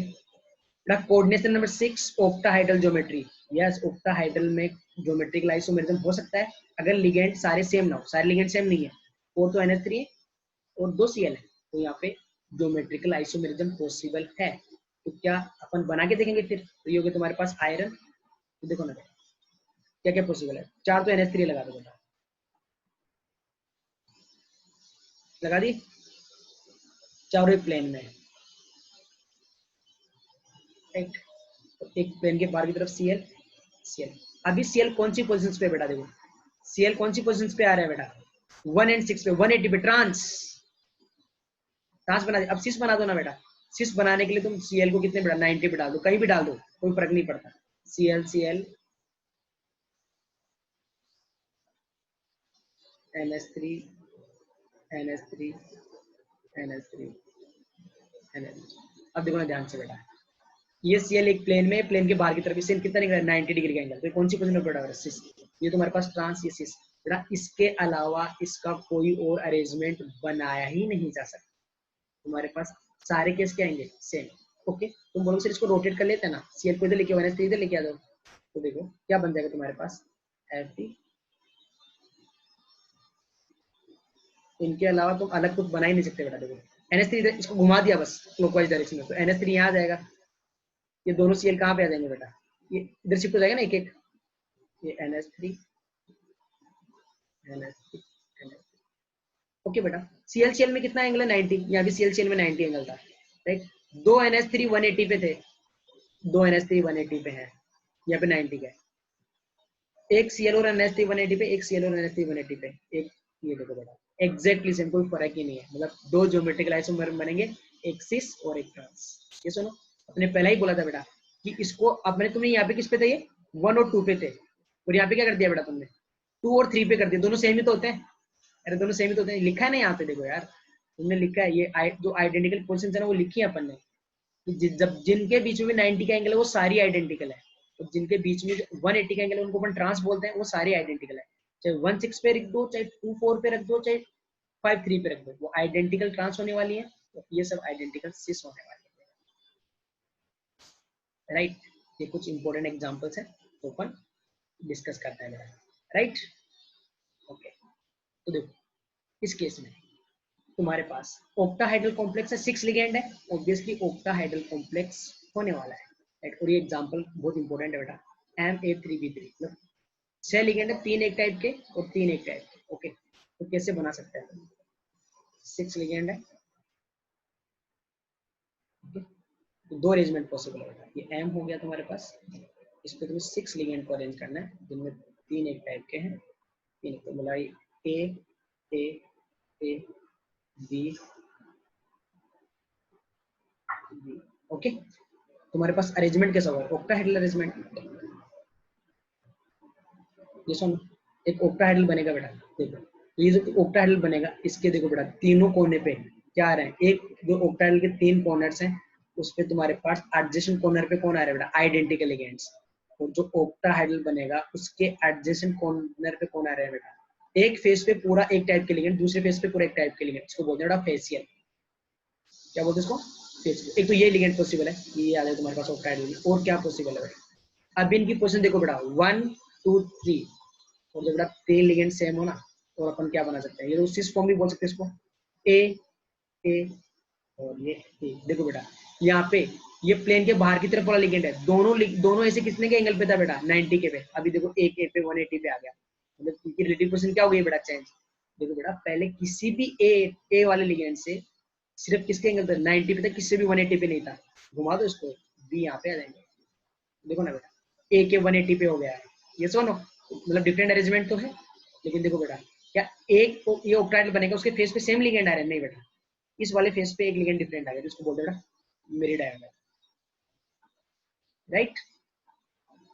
तो बेटा तुम्हारे पास अगर तीन डिफरेंट टाइप के लिगेंड सेम है तो दो आइसोमर्स बनेंगे, दोनों ज्योमेट्रिक आइसोमर शो करेंगे। देखो बेटा ध्यान से सुन लेना, यहाँ पे ऑक्टाहेड्रल के एक फेस के जो एडजेसेंट कॉर्नर थे उस पे सेम टाइप के लिगेंड आ गए, इसको बोल दिया फेसियल। और यहाँ पे देखो ये पूरा जो एक फेस बनेगा ऑक्टाहेड्रल का उस पे डिफरेंट लिगेंड्स आ रहे हैं, दो ए और एक बी, इसको बोलते हैं मेरिडोनल। ये सुनो, इनके अलावा कोई और अरेंजमेंट पॉसिबल है नहीं। और बेटा ये वाला जो केस था वो काफी ज्यादा इम्पोर्टेंट है, वो वाला जो केस था वो काफी ज्यादा इम्पोर्टेंट है बेटा। तीनों एक कॉर्नर पे 6 लिगेंड है, 3 एक टाइप के 3 एक टाइप के, तो तीनों को तुम कंटिन्यू लिख दे 1 2 3 पे, कोई भी ट्रांस पे नहीं है, सारे 90 के एंगल पे है, राइट। तब तो हो जाएगा फेसियल वरना मेरिडोनल। इंपॉर्टेंट केस है। Okay, the complex with the general formula, the complex with the general formula Ma2, और ये कैपिटल ए पे किसको डिनोट कर रहा है बेटा तुम्हारे पास, बाइडेंटेड लिगेंड, मतलब तुम्हारे पास दो बाइडेंटेड लिगेंड है, दो बाइडेंटेड लिगेंड मतलब कितने कोऑर्डिनेशन बनाएंगे बेटा, कितने कोऑर्डिनेट बॉन्ड बनाएंगे 4, और दो मोनोडेंटेड बॉन्ड कितने हो गए 6, तुम्हारे पास दो बाइडेंटेड लिगेंड मतलब 4 कोऑर्डिनेट बॉन्ड, और 2 मोनोडेंटेड मतलब 2 कोऑर्डिनेट नंबर, टोटल कितने हो गए 6। तो कोऑर्डिनेट नंबर 6 मतलब ऑक्टाहाइड्रल कॉम्प्लेक्स। क्या उनके केस में भी ज्योमेट्रिकल आइसोमेरिज्म पॉसिबल है बेटा? है बेटा, देखो बना के दिखाता हूं तुमको। एग्जांपल लेते हैं अपन, CO इथाइलिन डाइएमाइन का ट्वाइस Cl2। देखो बेटा बाइडेंटल लिगेंड है, 2 है, तो कितने कोऑर्डिनेट बॉन्ड बनाएंगे बेटा 2, और ये भी 2, तो टोटल कितने देंगे बेटा 6। तो ऑक्टाहाइड्रल ज्योमेट्री आ गया। ओके, तो देखो बेटा ये तुम्हारे पास इथाइलिन डाइएमाइन, मैं डायरेक्टली बना रहा हूं बेटा, कितने डेटिव बॉन्ड बनाएगा ये अकेला? 2 ऐसे, right. Ethylene diamine 2 dative bond बनाएगा ऐसे, एक Cl ऐसे बना दिया, एक Cl। बताओ ना बेटा Cl के बीच में कितना एंगल आएगा? 180 डिग्री। तो ये कौन सी पोजीशन होगी? ट्रांस। ऐसा भी तो सकता है, CO एक Cl इधर आ जाए, एक Cl इधर आ जाए, राइट। इथाइलिन डाइमीन है ऐसे, एक इथाइलिन डाइमीन ऐसे। अब देखो ना बेटा यहाँ पे 180 का एंगल था, यहाँ पे 90 डिग्री का एंगल है, रिलेटिव पोजीशन चेंज हो गई है, मतलब ज्योमेट्रिकल आइसोमेरिज्म पॉसिबल है। इसको बोलेंगे बेटा ट्रांस, इसको बोलेंगे सिस। ये सुनो तो बेटा तुम्हारे पास जब मोनोडेंटेड लिगेंड प्रेजेंट हो तब भी तुम्हारे पास ज्योमेट्रिकल आइसोमेरिज्म हो सकता है। कि ज्योमेट्रिकल आइसोमेरिज्म का मतलब सिर्फ इतना सा है, रिलेटिव पोजीशंस में चेंज आना चाहिए बेटा। तो देखो ये वाला एग्जांपल, ये तुम्हारे पास सिस हो गया, ये तुम्हारे पास ट्रांस हो गया। Tetrahedral complex do not show geometrical isomerism because the relative positions of unidental ligand are attached to the central atom are the same. Tetrahedral में कभी नहीं होगा, स्क्वायर प्लेनर और ऑक्टाहाइड्रल में होगा।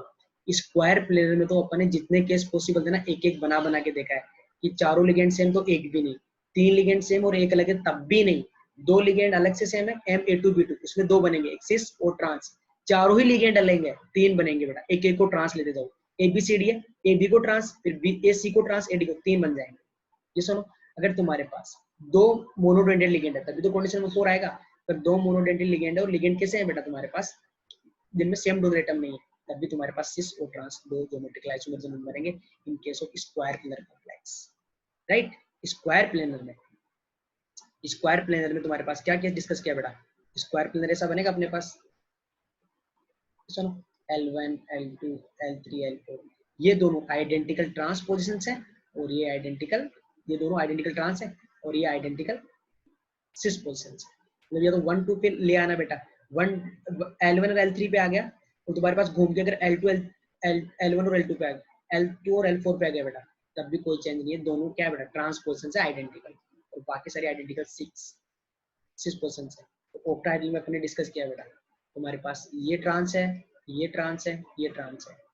एक बार यहाँ पे आ गया ना बेटा, एक बार अगर तुम्हारे पास यहाँ और यहाँ पे आ गया दोबारा इन पे नहीं आना चाहिए क्योंकि ये इसके आइडेंटिकल है। इन दोनों पे आ गया फिर इन दोनों पे आ रहा है तो वो भी आइडेंटिकल पोजीशंस है। सुनो तो तुम्हारे पास ऑक्टाहाइड्रल और जो स्क्वायर प्लेनर कॉम्प्लेक्स में उसमें कब ज्योमेट्रिकल आइसोमेरिज्म आएगा कब नहीं आएगा बेटा। अपन ने स्क्वायर प्लेनर में तो पूरा ज्योमेट्रिकल आइसोमेरिज्म को डिटेल में खत्म कर दिया, बट ऑक्टाहाइड्रल में अपन ने ज्योमेट्रिकल आइसोमेरिज्म के कुछ केसेस नहीं लिए, बहुत कम केसेस लिए, क्यों बेटा वो केस में कंसीडर करूंगा with the optical isomerism. Okay तो ये बाकी के जो केसेस है वो मैं डिस्कस करूंगा with the optical isomerism, right. तो नेक्स्ट अपना है बेटा ऑप्टिकल आइसोमेरिज्म जो कि अपन डिटेल में डिस्कस करने वाले हैं, और ऑप्टिकल के साथ साथ बेटा मैं ज्योमेट्रिकल की जो केसेस पॉसिबल है वो भी मैं अपन डिस्कस यहाँ पे करेंगे। तो आई थिंक तुम्हें जो स्क्वायर प्लेन में ज्योमेट्रिकल आइसोमेरिज्म है उसमें कोई डाउट नहीं है। ओके तो इसको जो बाकी का आइसोमेरिज्म का पार्ट नेक्स्ट है वो मैं नेक्स्ट क्लास में डिस्कस करूंगा।